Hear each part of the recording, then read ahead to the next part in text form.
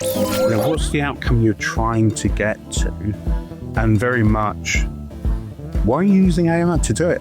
When these things become autonomous, how do we protect the good and, in effect, avoid the bad? They're like a teenager.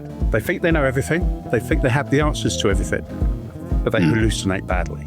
My concern is people relying on the outcomes. Are we missing the point while we're steaming ahead and doing something clever? That's a really awkward question. Sorry. I'm going to say yes. Hello, and welcome to the AI Values Podcast. I am Edosa Odaro. And I am Lindley Gooden. And this episode is really about what actually it takes to build and deploy AI solutions. There's so much of AI being talked about on a personal level, but what does it take to build it in real life? Yeah, and Edosa, we've had some real high flyers on the podcast so far. They've been at the top of their game. Now we introduce you to somebody whose ideas about AI have been to space and back. He's brilliant and so interesting and so brass tacks, by which I mean he does not hold his punches. Absolutely fantastic. And also, he's so excited about having younger ideas, younger people come to him for ideas in the projects he works on. So really refreshing.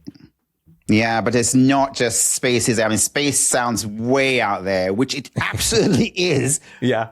But the diversity in what he's done means that he's also worked in a variety of industries, hasn't he? Yeah. Including one which I think is incredibly important, healthcare. And the work is done around that and humanity, really, and how that's actually improved people's lives. So that's a fascinating combination of experiences. Yeah, and our unofficial tagline, walking that delicate line between AI and humankind. Our guest today does both, and he does it to such a high level. But also, he's really honest. So he talks about AI hype versus AI reality and how they can be also the distance between the ground and space. And we need to start to bring them back together again. Yeah, I mean, if I was watching this, I'll be desperate now to meet this guest, right? Yeah, he is great. Before we do that, one thing I must say, and a lot of people have been asking me this, how can we support all the good work that this podcast is really driving, the conversations with people like this, and about situations that actually affect people both in business, but also in personal lives. So if there was one thing I could ask that could actually support the podcast, it will be for everyone who's watching this right now to just click the subscribe button, because by subscribing, we're able to continue to do this. We're able to continue to bring these messages out there, to talk about the important things that matter, but also to bring important guests onto the podcast as well. Yeah, we want to have honest, genuine conversations. We've been doing that so far, and hopefully you've seen that. So do subscribe and like us and share what we're talking about if you also want to have a healthy conversation with your loved ones. Okay, but let's get straight on to our guest. Our guest is Mat Mallett, a board-level digital and technology leader with many, many, many moons, building and deploying real AI solutions across many sectors. Now, Matt's held senior roles, including Society, and he's been Chief Digital Information Officer at the UK Space Agency too. He founded Cancer Central, which is an AI health tech charity that supported over 10,000 people. And he brings a really unique perspective on using technology with humanity and purpose. So let's meet Matt.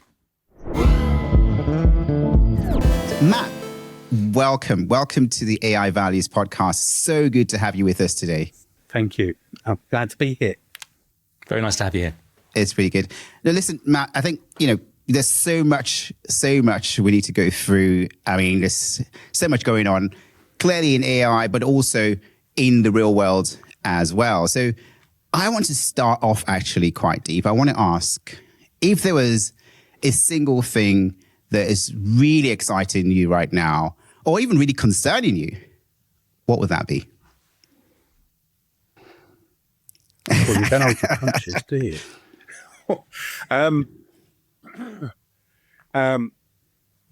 I think what worries me is twofold. I think it's the immediate reliance on generative AI. Let's be honest. Generative AI is just one of the many AI options or solutions, but it's the one that's popular and it's the one that is available to everyone to use, and it's so simple. But these early models are still young, so I kind of say they're like a teenager. They think they know everything. They think they have the answers to everything, but they hallucinate badly. So my concern is people relying on the outcomes of these generative AI solutions at the moment. They're still young. Give it a couple more years, the concern will go away. The more nefarious concern is around cyberattacks. AI has been put to great use by hackers to find weaknesses in all of our states very quickly. So we're constantly having a whack-a-mole battle. So that's one of my big concerns. And the other one is the creation of AI fakes on social media.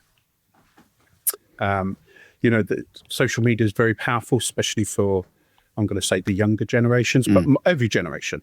And therefore, the creation of AI fakes can really sway public opinion, and that's in my mind is that quite dangerous. Yeah.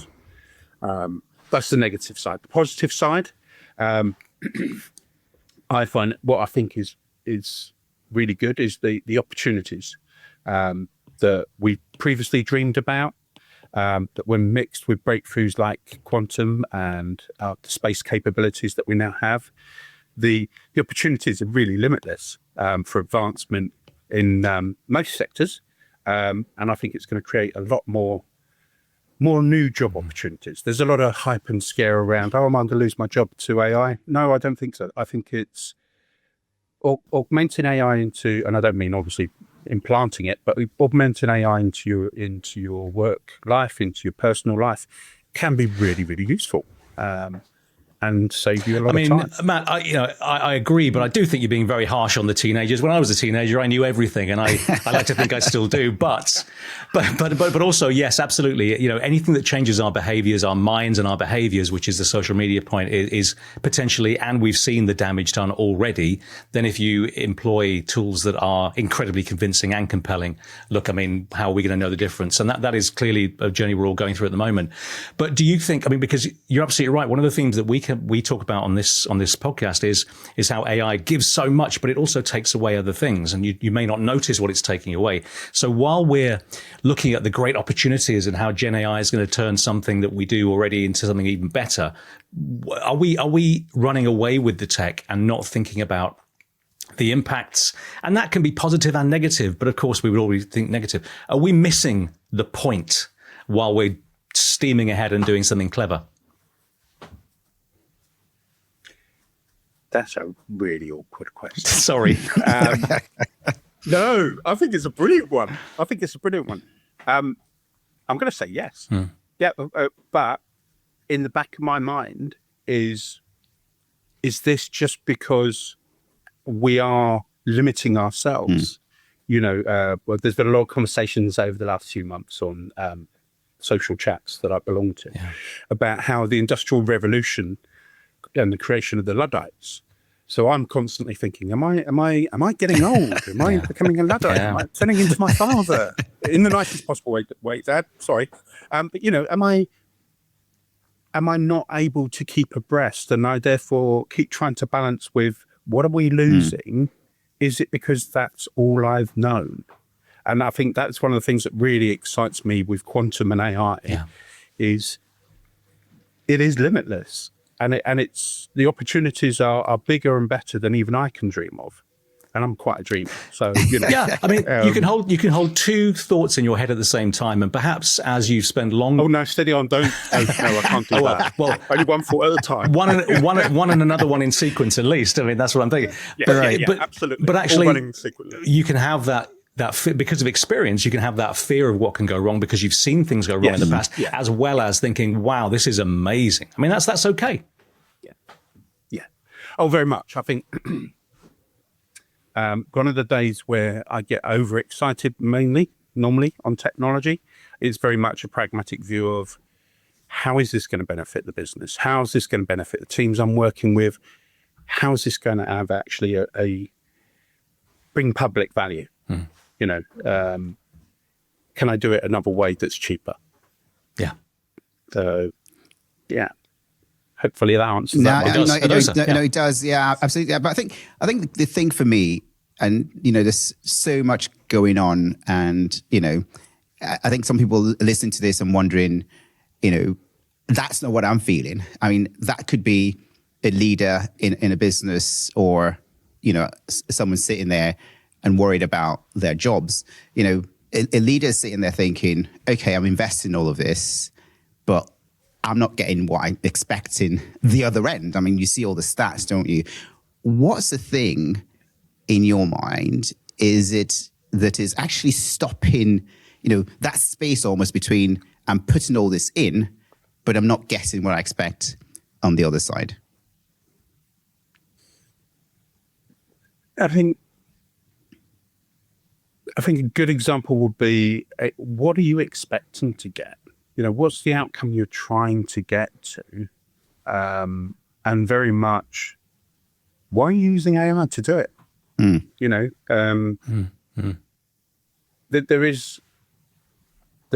My concern is there's an over-reliance on this is the latest tech tool and it's going to solve all our problems. No, it's just going to highlight quicker, because we finally have a situation where we have a system that works like me, but 10 times better and faster. And it can holistically look across your whole organization and go, you think your problem's over there to the right, but actually it starts over here on the left. And you need to sort that first. AI will highlight that problem. It won't tell you how to fix it.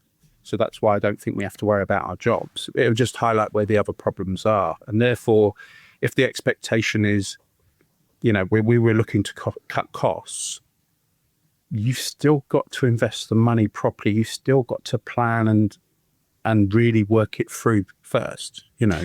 Where I've automated processing of orders, for instance. Yeah, great. I can reduce it down to 10% of the time it takes. But that takes a lot of planning in advance and a lot of preparation in advance to make sure we thought through all the different journeys that the AI could possibly take before you implement. I mean, you could prototype to a certain degree, but there's nothing like Donald Rumsfeld, when it goes live. Yeah. That's when it's going to work or not. Indeed. I don't know if Lindley, you want to come in, but I think, one of the things, is bringing us into the real world and into reality in some of the things we're seeing right now. And one of the things you mentioned in what's exciting and what's concerning is really this piece around cyber. And you also obviously talked a little bit about space as well. I mean, we're in that world right now. We're seeing cyber for good and for bad. And it's really interesting actually to reflect a little bit on that. But I don't know if Lindley, you want to jump in there. No, well, absolutely. Cyber, also information sharing and safeguards, because if we're going to put a couple of thoughts in our heads at the same time, we should probably think about safeguards and also what that releases. So what do you feel about, before we came on today, we had a chat and we talked about your personal fears about the sharing of personal data. Now, part business and part personal, what do you feel about personal data at the moment, and particularly in terms of it powering AI? Like it or not, we now live in a fully digital world. Yeah. So it means everything that we do, from taking selfies to these podcasts, for instance, it's all recorded for prosperity. And whilst there's an incredible amount of data being created every year and it's exponentially growing, so from a human point of view, we could never go through it all. AI, on the other hand, can, and it works 24/7, and it can map systems globally at lightning speed and pull a complete profile of everything to do with my life, your life, Edosa's life, everyone. And then map those characteristics to other people. So there's a positive, we're all aware of how social media and streaming solutions prompt you to say, "Oh, we think you'd be interested in this," or "You should connect to this person." Yeah. So, sometimes you think, "Oh, yeah, wow, I didn't." You've long lost friends I've met that I, another lawnmower. Yes, please. Yeah. And I think that's a positive, but on the kind of more pragmatic negative side is it also increases the ability to remove the diversity of thought. Absolutely. I don't have to think about it. It's prompting me to talk to people that are very similar to me and therefore have a similar mindset, and therefore you create your own clusters and clans again. Which isn't necessarily a bad thing. It can be a really positive thing, especially if you're less abled and you can't get out of the house, to know that you're not alone. It can give you access when you don't have access, but of course it does the opposite too, and it just takes you down that rabbit hole. But linking it to defenses and also back to cyber in some way, so we'll tread between business and personal for a moment. How can we build those defenses or the mindset where we are able to push out? And that's, from a business point of view, very detailed, but from a personal point of view, there are similar mindsets in terms of being aware of the risks, aren't there? Yeah, most definitely. I was just going to say, it would be really good to connect that to, this idea that I think you started to touch there on the specific thing that everyone thinks is AI. The favorite is, generative AI, isn't it? So, when these things become autonomous, how do we ensure that, we can protect the good and, in effect, avoid the bad? Where's that human in the loop element? I think that sort of extends what Lindley's asking there. Yeah. Okay. So I think when we start in talk machine to machine, we're talking about agentic as opposed to generative. Exactly. Yeah. So already there, already in use. We're there, aren't we? Yeah. We are. So I think we have to be, if I kind of answer this backwards, first and foremost, we can't control generative AI. Generative AI is in the public domain. Everyone's got access to it, which is great. But it does mean that there's always going to be those that want to nefariously use it. So I think the balance there is very much around the human in the loop when it's used within a business scenario. But also, I think we have to ensure that we hold the software vendors that are creating these solutions to account. They need to be kept to account, because ultimately they are the creators of these solutions. So therefore, they need to make sure they're putting the right checks and balances in place.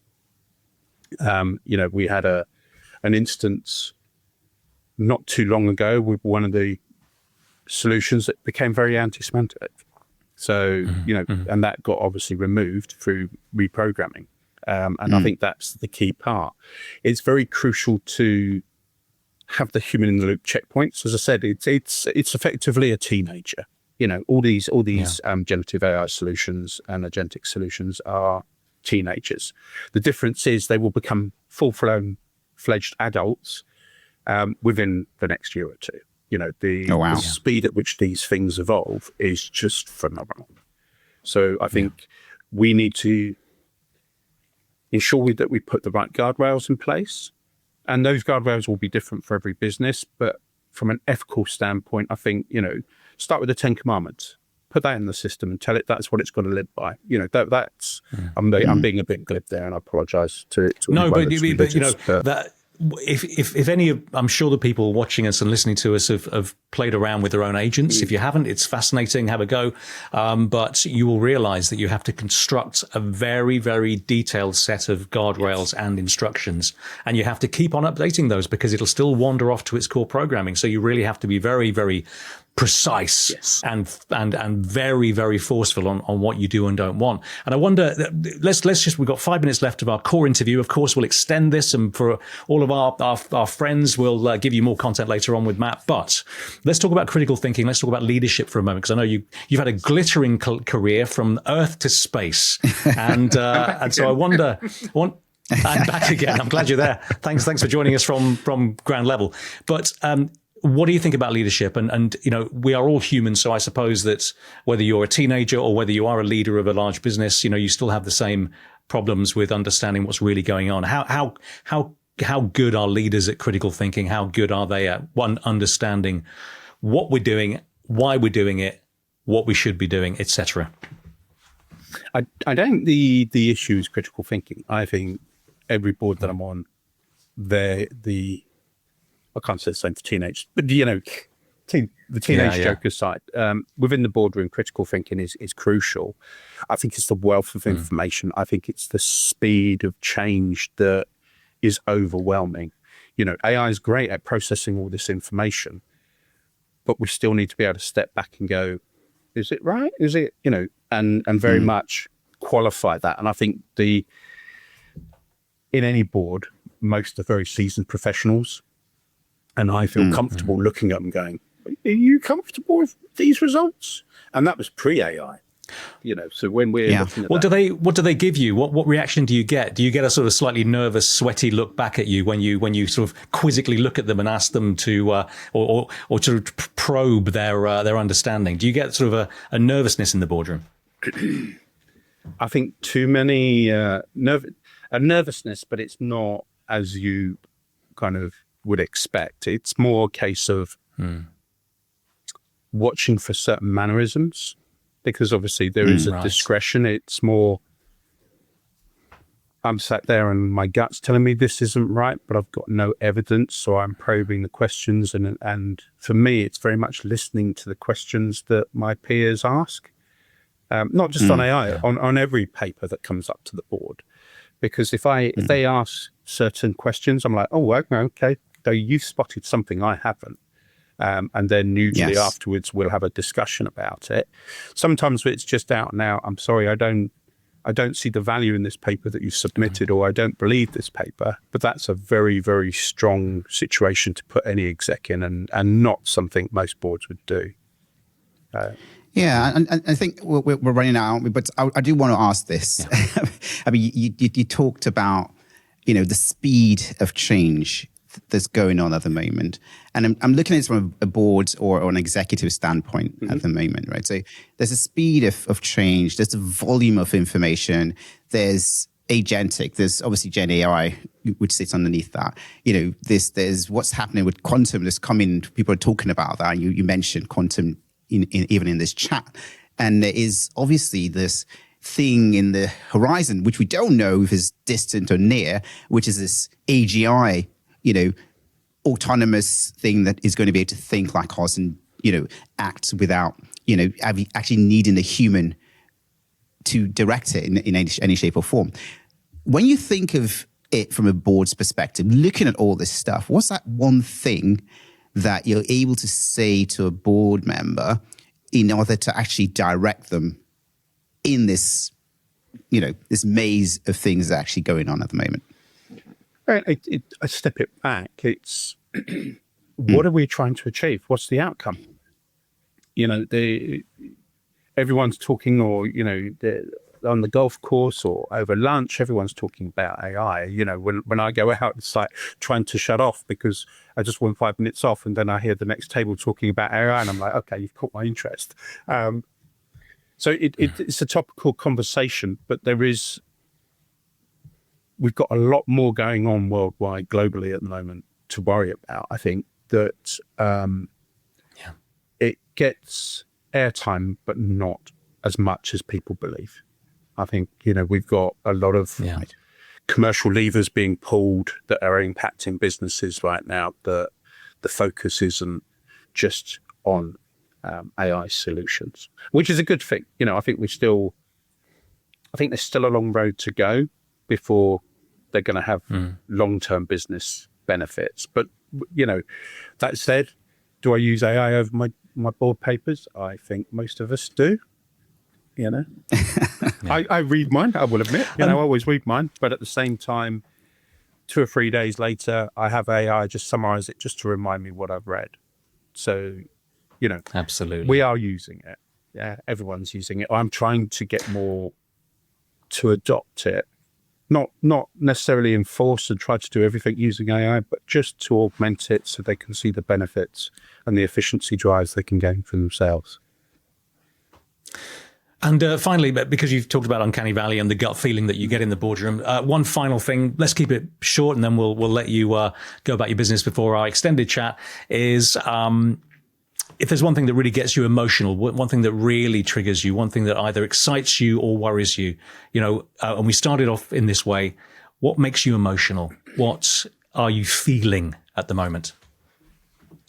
Quantum. Sorry, I get a bit geeky.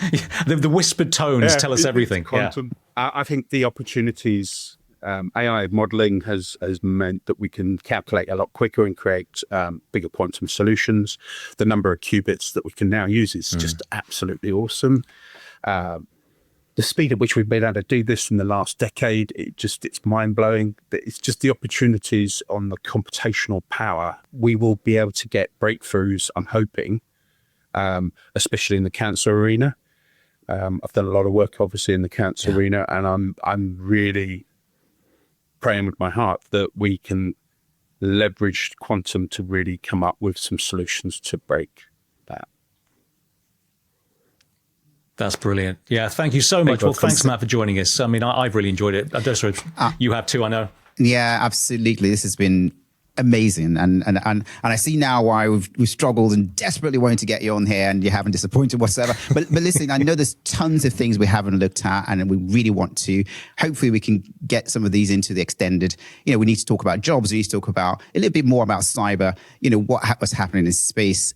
Obviously, as it relates, potentially to what's going on right now with all the wars and what is in the world and the real world. And so there's tons to talk about. But for now, thank you so much, Matt, for being on this with us and for bearing with us, and really looking forward to the next chat. Thank you. Thank you very much. Thank you. Arena. I've done a lot of work, obviously, in the cancer arena, and I'm really praying with my heart that we can leverage quantum to really come up with some solutions to break that. That's brilliant. Yeah, thank you so much. Well, thanks, Matt, for joining us. I mean, I've really enjoyed it. Edosa, you have too, I know. Yeah, absolutely. This has been amazing, and I see now why we've struggled and desperately wanting to get you on here, and you haven't disappointed whatsoever. But listen, I know there's tons of things we haven't looked at, and we really want to. Hopefully, we can get some of these into the extended. We need to talk about jobs. We need to talk about a little bit more about cyber. What's happening in space.